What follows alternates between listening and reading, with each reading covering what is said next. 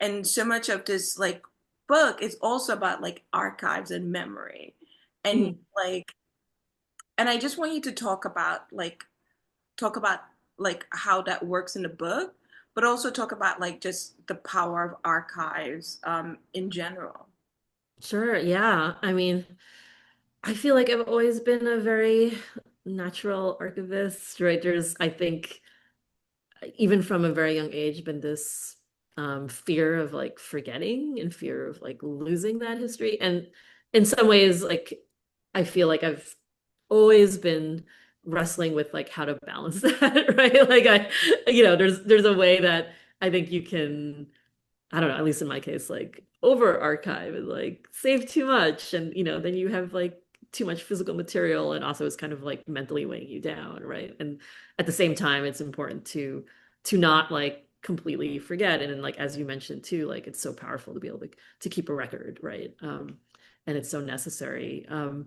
And like memory is again like a really big part of the book. I think all three of the characters are like continually working with memory in different ways.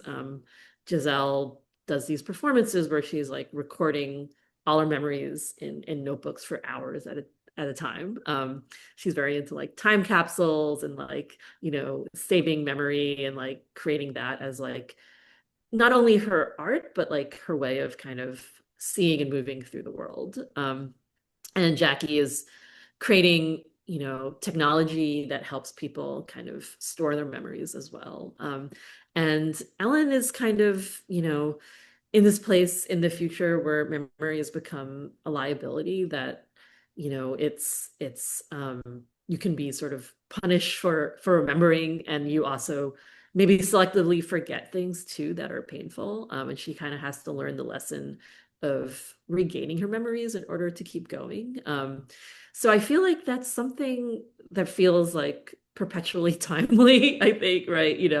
Um, it's, we're definitely living in a moment of an escalating erasure of history and memory, and that being used to justify actual violence against people in real time.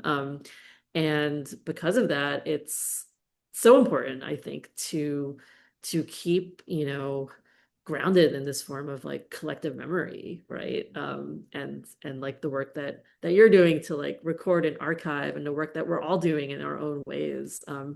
How powerful that is when that kind of comes together, right? We all kind of do our own part and create this like collective memory and collective archive at a time where, it can be dangerous to remember, or we're being kind of forced to forget, right?